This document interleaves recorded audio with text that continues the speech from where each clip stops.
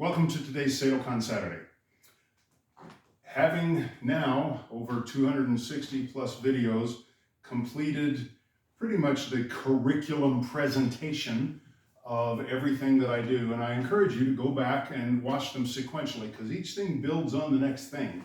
It's not just drop in and hey, learn this, which may be a more advanced technique or kata or concept.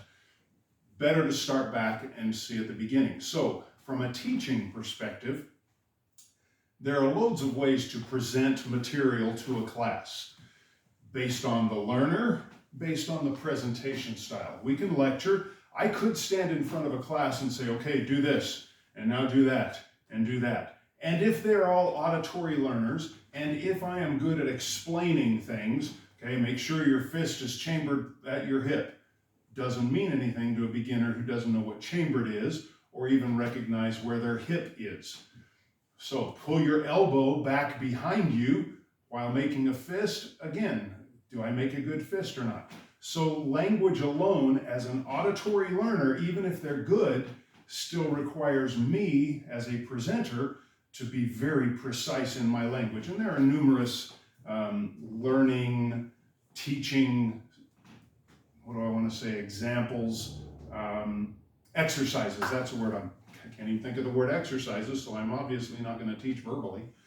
There are a lot of exercises that demonstrate the inefficiency of language alone. Some where you'll have one partner blindfolded and the other partner has to guide them through an obstacle course verbally. Or one person has to draw a picture based entirely on the description or directions that their partner gives them. And we can quickly see through those exercises that verbal teaching alone is not enough. So now we go to the second level. The second level is demonstration or modeling. So I show them when I chamber the hand what I mean by at the hip. I demonstrate with my own hand what each of those words means. And again, if they're a visual learner and good at copying, that will work. So I've now combined maybe, hopefully, good verbal skills in explaining things with demonstration of what is expected or what is meant by the verbal cues that I'm giving. Sometimes that's still not enough. So now we go to kinetic or kinesthetic learning, which requires me then to go beyond just saying, okay, you're going to take your fist and twist it forward and pull your elbow back and chamber at the hip. I have to now go beyond that to the next step, which is to walk over to the student and take their hand and put the thumb in position and then bring their elbow back and then maybe take my hand and push their elbow into the side so it's retracted a little more efficiently. So we have to go from verbal to demonstrating to then sometimes touch cues or kinesthetic learning where you physically position the individual. This is important if you're running a dojo or teaching a class, that you specifically address each of the learning styles of the students and specifically address your own gaps in how you're approaching that learning. But ideally, if we've done all three to some degree of efficiency, our students then will come to understand. One of the beauties of karate is that we are bridging the gap between mental acuity and physical dexterity. And we're doing that through word demonstration and touch cueing. There are broader and other more complete explanations of this, but that's the essential elements that we need anytime we are teaching a technique. Hopefully, if you're running a dojo or if you're trying to learn as a learner, it's important for me to recognize where my gaps are. If somebody says some words that I don't understand, I need to ask, can you show me what you mean by that? And if they show me what they mean and I'm still not physically getting it, I say, can you help me do that movement? And I draw the teacher in. So it's a mutual responsibility between teacher and student. As a student, for me to know what my learning style is, and having gone recently to a couple of seminars way outside of my comfort zone in Seidokan and back to Kempo and Shotokan or Taekwondo, I branched out. I attended Carbone Sensei's seminar, and those who were my partners will attest that they had to be very patient with me because they had a language inside the dojo that was different from my inside the dojo language. And the physical techniques were outside of my physical experience. And so thank you very much to my partners in those trainings. Same when I went to McCarthy's seminar last year in Okinawa. Very much outside of my style, but more familiar techniques, and therefore a little bit easier to pick up that way, but nuances that were being taught. And it was interesting to watch as McCarthy had his senior student running the seminar. McCarthy would come in and ask him to do these very things that I'm saying, to explain better, or to demonstrate better, or turn to an angle where we could see better.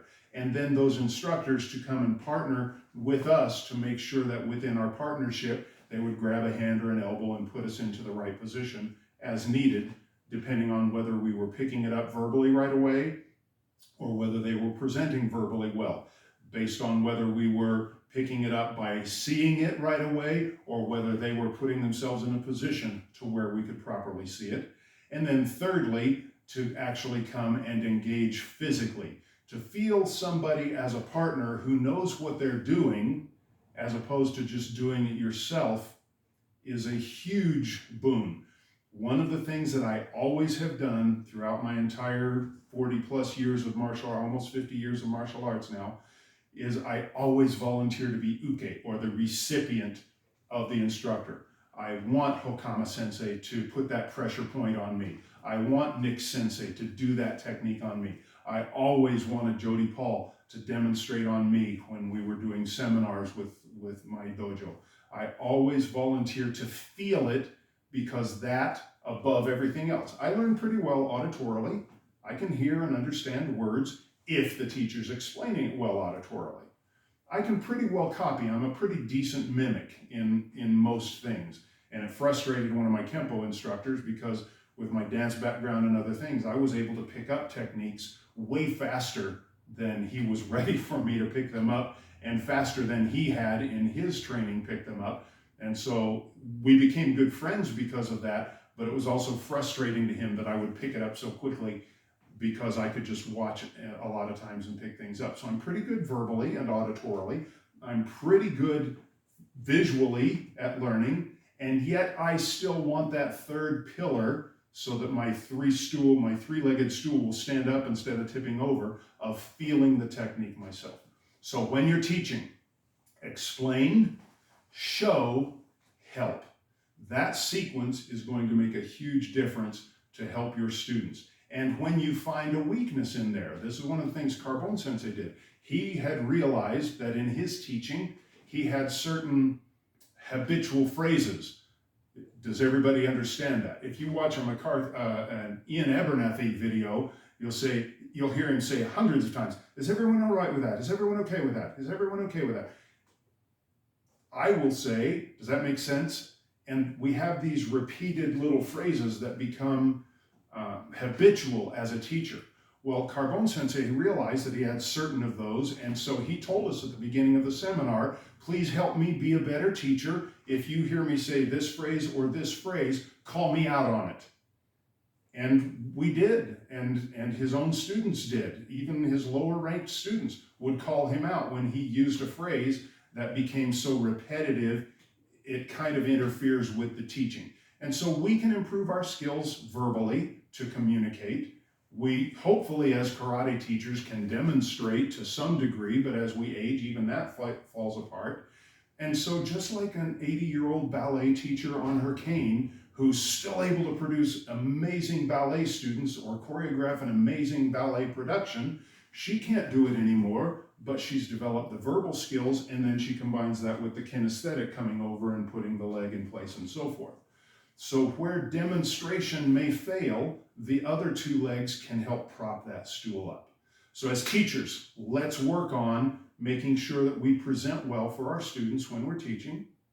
And as students, let's make sure that we understand our learning style such that we can say, hey, could you please help me with this? Or volunteer to receive that technique this way. Or ask questions so that you're enhancing your own learning style and more effectively becoming a good karateka. That's it for today. Thanks for joining. Like, share, subscribe. We'll start looking at specific techniques and things as we go, as well as teaching tips in future videos. Thanks for joining. And most importantly, as always, let's keep practicing.